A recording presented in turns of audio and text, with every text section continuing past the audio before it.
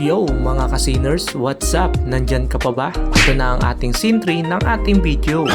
Kaya isin mo na, aray ko! Ngayong araw, pagkatapos natin mag-purchase dito sa office, magpapadala rin tayo ng mga order ni customer.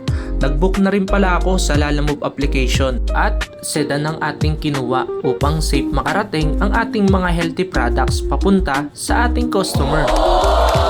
Habang hinihintay natin ang Lalamove driver, unti-unti ko nang inaayos ang mga ipapadala natin para mamaya ikakarga ko na lang sa sasakyan at para walang maiwan at kumpletong ma-receive ni customer.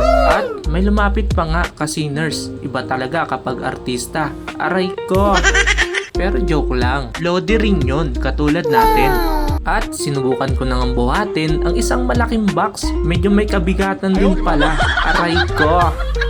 After nga nito, dumating na ang Lalamove driver kaya nagmadali tayong lumabas at baka mag-cause ng traffic. Yun, nakita ko nga ang sasakyan at kinarga ko na nga ang mga healthy products. Shoutout pala sa'yo bossing, napakasipag at mabait, malawak ang pangunawa. Ingatan nawa ng Diyos sa araw-araw mong pagbiyahe.